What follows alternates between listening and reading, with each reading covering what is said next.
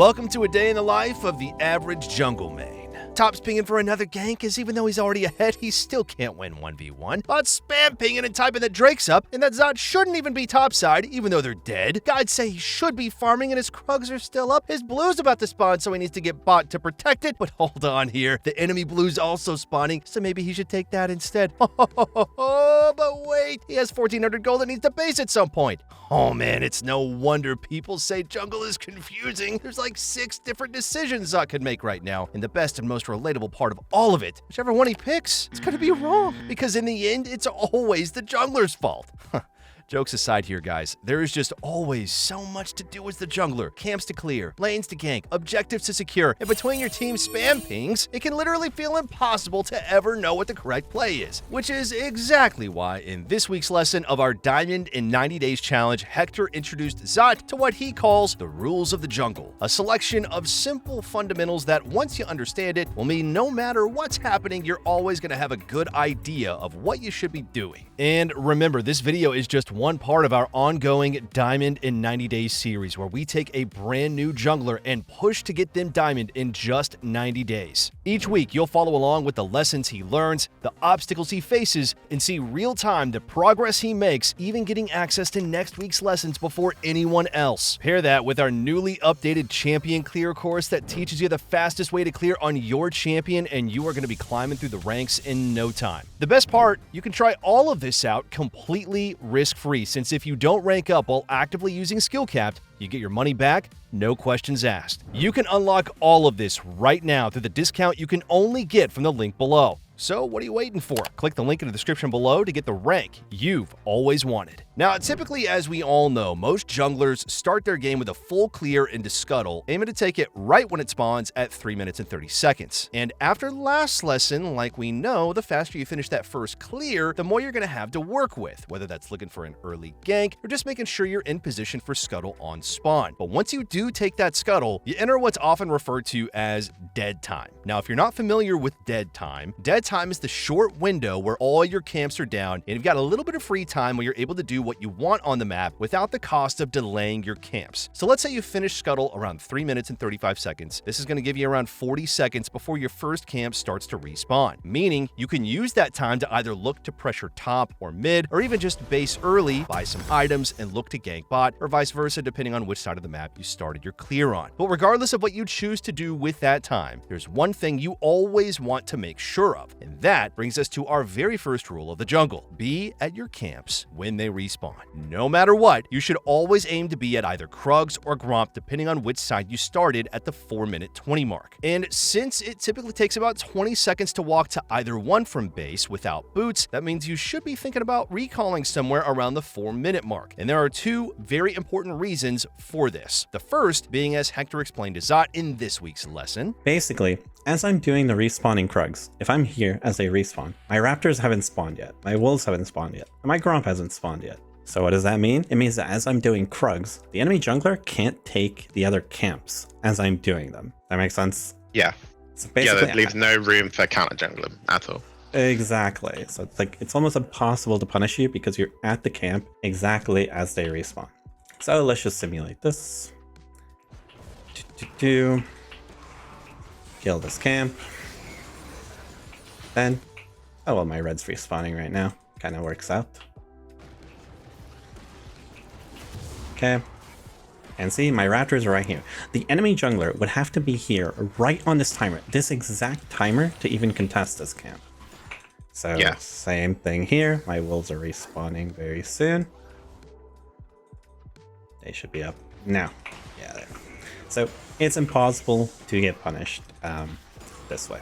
Now, it sounds super simple, and it really is, but you wouldn't believe how many players really mess this up in lower elo. For instance, take this game here. Zot full clears, looks mid with no luck, and then ensures to base at exactly 4 minutes. And despite being a little bit slow, he does get to his Gromp only slightly after it respawns. And would you look at what he finds here? The Amumu trying to counter jungle. Only now, as Zot is based and has an item advantage, he can just force a fight, ending up in a favorable 2 for 3, even with his Yonara completely AFK. But as we said, there are 2 reasons this rule is so dang critical, and you're about to see why in Zot's game right here. So he starts red, clears down, picks up the Scuttle, and then starts fighting the Diana and Nocturne in the river. Not the worst, and if he just pressed base right now, he would only be slightly late to Krugs, around 20 seconds, which obviously wouldn't be the end of the world. But he stays on the map, checks Nocturne's Raptors, which obviously are not up yet, fights the Nocturne away, and then steals his Krugs. Even somehow getting lucky enough to pick up a kill on the Jinx in bot lane right after, most players, Zot included, would be pretty dang happy about how all this went. In fact, it probably went about as good as it could have. So he heads to base, grabs some items, and then gets back on the map, opting to go to his Raptors and to Krugs. But now is where we begin to really see the ripple effect of getting to your camps late. To start, by the time Zot kills his Krugs, we're now 6 minutes 30 into the game. Take note of that time, 6 minutes and 30. Now, jungle camps have a 2-minute and 15-second respawn timer, meaning if you're following this simple rule and making sure you're at Krugs or Gromp at around 4 minutes 20 into then doing a clear of your jungle, this means that camp will spawn for the third time at around 6 minutes and 35 seconds. So in theory, some could argue that Zot has ended up losing near enough an entire full clear of his jungle compared to if he was just farming efficiently. But obviously, in hindsight, he did deny the enemy Krugs and pick up a kill on the Jinx. However, one of the hidden benefits from following this rule is that this perfectly sets up your third clear to be as efficient as possible. See, although standard camps have a 2-minute and 15-second respawn timer, your buffs, as we know, are 5 minutes. This means your third full clear, when following this rule, usually includes efficiently picking up the second spawn of both your buffs, leaving you with a fully cleared jungle, double buffs, and a ton of dead time to work with. But if we go back to Zot's game, he cleared his top side, but there's still over 20 seconds until his red is about to spawn. You've probably been in a situation like this yourself and have identified how awkward it feels in the moment, but you've not really fully known the reason why. See, you obviously can't just hang doing nothing until your buff spawns. But then, on the flip side, walking to your bot side jungle and just leaving your red buff feels just as bad. But regardless, the latter is what Zot opts to do. However, now we've created another issue as we've cleared our bot side, but blue buff isn't spawning yet. So Zot looks for something bot, then paths all the way back up to his blue, then walks all the way to his top side where his camps are spawning again, clears them, and then finally picks up his red 2 minutes later. And as we know from last week's episode, just walking through your jungle can take over 35 seconds, and the faster you kill camps, the faster they respawn, the more gold and experience you get throughout the game. Zot's probably wasted well over a minute here, easily lost at the very least a full clear of his jungle, and in the process completely desynced and delayed all his camps for the foreseeable future. So always aim to be at your camps as close to the respawn as possible, at least when it comes to your first 2 re-clears, as like we saw, this is where this rule is most valuable. Now, while cycling camps and being as efficient as possible with your pathing is something every top jungler has ingrained deep into their brain, we do understand that for a lot of you, in the lower elos especially, if you just spend every game doing full clear after full clear despite what the guides will tell you, it's just not gonna work. Let's be real here about it. Fights happen far more frequently, and your laners generally just, well, they suck at playing safe, let alone would they ever in a million years consider your pathing, which is why Hector taught Zot all about our next rule, Quadrant Clearing. It's kind of the sweet spot between just running around ganking nonstop and brainlessly full clearing over and over and over again. So listen into the lesson here. Obviously, there's 2 quadrants of the jungle. There's the red quadrant, the blue quadrant, and obviously your opponents as well. So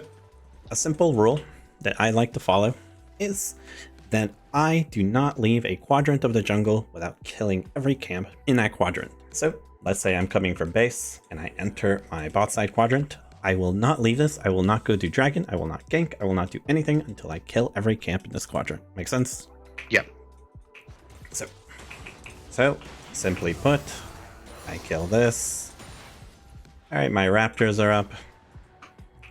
Let's go kill the raptors.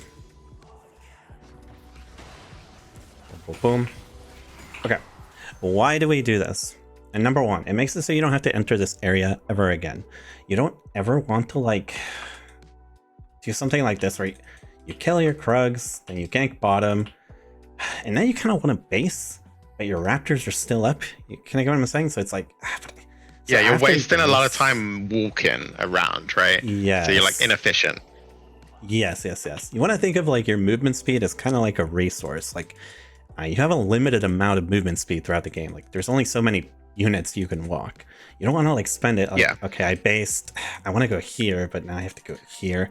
It's like super awkward. So, as we just heard, the rule is simple. Once you enter a quadrant, you want to full clear it before you ever leave. And the reason this is so crucial is exactly as we're about to see, as Zot makes the mistake of breaking this rule prior to this lesson. Zot enters his topside quadrant and starts on raptors, meaning following our rules, he would want to do Krugs right after and be done with this quadrant before thinking about anything else. But Zot sees the pings and a juicy looking Aatrox top can't help but go for the gank here. Caution, what you're about to witness may be harmful to your eyes. Viewer discretion gonna be advised here.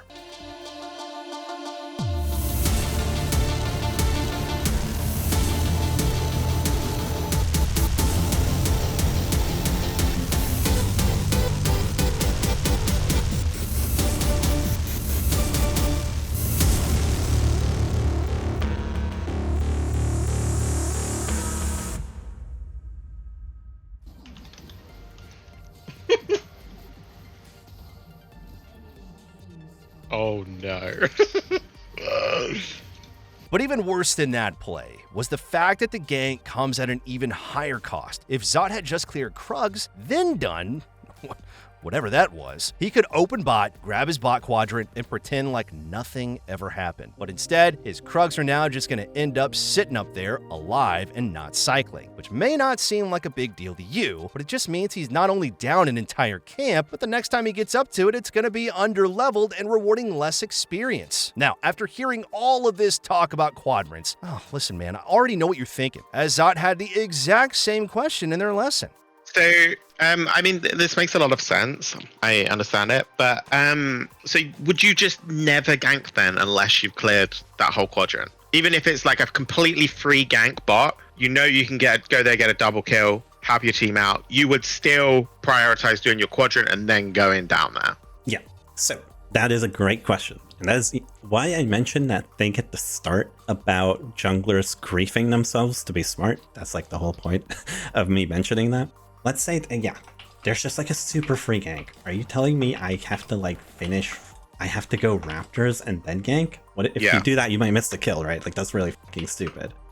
How do I put this? Yes, you really, really want to avoid gank. You really don't want to gank. That's what I want to say. Like every fiber of your being should be like, I really don't want to do this, even if it's the correct play. And how do I put this? The reason I mentioned that junglers want to be smart is because they want to break the rules. Like these rules are here for a reason, and you want to break the rules, right? Because it's like, I know I see a free kill, I should go down here. Like you're telling me to like just stick to this stupid game plan, even though there's like a free double kill here. Like that's dumb.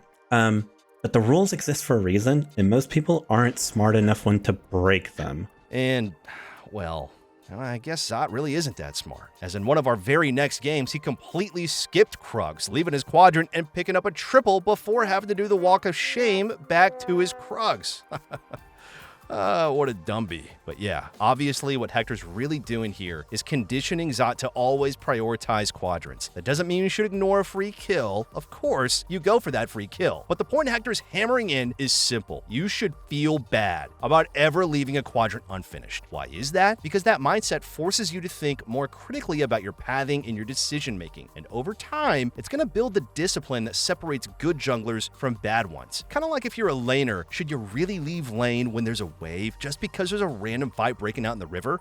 Of course not. But will you if it's a completely free kill? Hell yeah, you will. Now, remember why it's bad to leave quadrants unfinished is all because of that ripple effect it has on the rest of your clears and your efficiency. But there's a few ways to break this rule while still being somewhat efficient with your clears. So let's say you're leaving base, heading to your bot quadrant, and C bot lane is super volatile. It'd be better to actually delay even starting your quadrant, or even leaving a camp midway through doing it if you have to. That way you can make the play bot, return to your quadrant, and keep all of your camps synced so you can full clear. as otherwise, if you did skip a camp, you're going to find yourself in a situation where after the gank, you're going to have to waste time walking all the way back up to Raptors, then clear your top side, and from there on out, everything just ends up desynced. Krugs is going to be spawning, but after, there's going to be a huge delay before your Raptors are up again, or worst case, as we saw from Zot, you may end up just deeming it not worth it and skipping camps entirely, again, desyncing everything. Now, another key benefit of Quadrant Clearing is how it naturally sets you up for better recall timings, as one of Zot's biggest struggles when starting was feeling overwhelmed with so much happening that he'd stay on the map way too long without ever basing. It's something Hector breaks down in their weekly earpiece here. Yeah, you're gonna quadrant clear and base. You have an item in base. Oh, okay. Yes, yeah. So that's another thing with quadrant clear. clearing. Yeah, it lets you sneak in bases. Like you can quadrant clear here, And then just head to my top into zone. quadrant Okay, cool. up. Yeah, because I would always full clear here, but that's good. That's a good piece of advice. I like that. It's the first smart thing you've ever said. Yeah. As from here, Zot can base, grab his completed item, then go straight to his top side, doing his Raptors into Krugs into red, which will then grant him some downtime to look to make a play while still having an item advantage. Just make sure the plays you're making, nothing like Zot's here. But of course, the main benefit of quadrant clearing is the fact that it allows you to look for more ganks. Like here, for instance, Zot's top quadrant is up, and he notices that top lane is looking rather juicy. But rather than starting at Krugs and pathing down, he starts Raptors and then does Krugs after, which allows him to clear his quadrant while ending on the top side of the map, meaning he can look to gank top right after while still sticking to our rules, allowing him to then reset, buy an item, and head to his bot quadrant, only delaying it slightly, and again, keeping his pathing fairly efficient while still creating room to gank. And interestingly, one benefit Hector didn't mention in his lesson, but Zot discovered firsthand, is how this rule also makes counter jungling way easier. See, Zot would often attempt to counter jungle, but it never actually worked out for him. But after thinking about it and dividing the jungle into quadrants, he started to have way more success. Now, this may seem obvious to a lot of you watching, but it really made it all click for Zot, so maybe it's going to help a few of you out as well. For example, in this game, seeing the Amumu at the first scuttle meant that both junglers had the same exact direction. So, Zot knew if his own top quadrant was spawning, that means as was Amumu's. So, the second he sees Amumu on the bot side, he knew immediately he could just skip his own top quadrant and walk right into Amumu's, allowing him to take his whole jungle and even pick up an easy kill with his level advantage. So anyway, enough about all the rules here. Let's talk about the fun part: when to break the rules. There comes a period in the game. Sometimes you just need like a good vibe for it. The whole point of these rules, okay, is to farm and be strong. All right, like that's it. You just want to be farm, be strong. Okay. After a certain point, you're strong enough. You need to stop caring about farm so much. So the way I think about farm is that like the value of farm, value, and game time, I guess. The value of farm starts here because like your first full clear gives you 3 levels if you think about it. Literally you get 3 levels. But as the game goes on, it goes down, down, down, down, down. So there comes a point in the mid game or something where efficiently clearing your camps starts to be a lot less valuable. This is usually going to happen around the 20-minute mark, or better yet, once you hit 2 items. Now, at this point, especially if you're ahead of the curve, you want to start to value your own camps less and less, and instead try to leverage your strength to impact the map way more. And a very simple way of doing that is by just devaluing both Krugs and Gromp, as these are the 2 camps furthest away from where most of the action happens. For instance, as Hector picked up in this VOD review, Zot was strong, hit his 2-item power spike very, very early, but then just based and autopiloted straight to his Krugs for a quadrant clear, when in fact, as he explained, it's at times like these where you'd want to break the rules. Generally, a good like mindset to have is that when you're strong and you want to fight, this area of the map is like kind of OP. Hold on, let me put this down. Yeah, so just being somewhere in this area of the map is there's so much like going on. People are always pathing through here, you know, like they'll go through here or like they'll go through here or whatever. Just being in this area of the map, you will very likely encounter a fight. Yeah, it's like the ADC lessons. The mid is like the black hole, right? That sucks everyone in. Yeah. Everyone's drawn there, so there eventually be like 4 people there. Exactly. Especially if there's objectives up, because Layla players just gravitate to them no matter what. They don't care about lane states, power spikes, right? They'll just start an objective. So Yeah, just being in this area, you're almost guaranteed to fight someone, as long as you're proactively looking for it. Just to show you how much this guy is inting, imagine you're just here. Yeah, if I just pathed straight there, walk there, he's dead, right? Yeah, he's literally just dead right now. This is even something you could take into consideration earlier into the game as well, and a good example of that was from their weekly earpiece where Zot was about to head straight into his bot quadrant. But instead, Hector told Zot to go and contest the enemy's raptors as he was currently stronger. Yeah, there's action on the map, and Viego has him based, so you want to fight right now. In turn, enabling him to pick up a free kill on Zed, link up with his Shin for a kill on the Silas, take Viego's raptors, and then, well, do whatever the hell this was. I tried to kick him into that guy. You know, Would have been stylish though.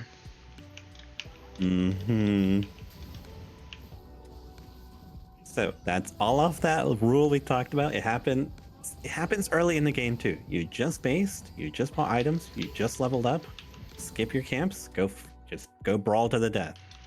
Do we want this? Typically go well. He was, yeah. He was 7-0, right? But you just destroyed him because you're fighting at a good time.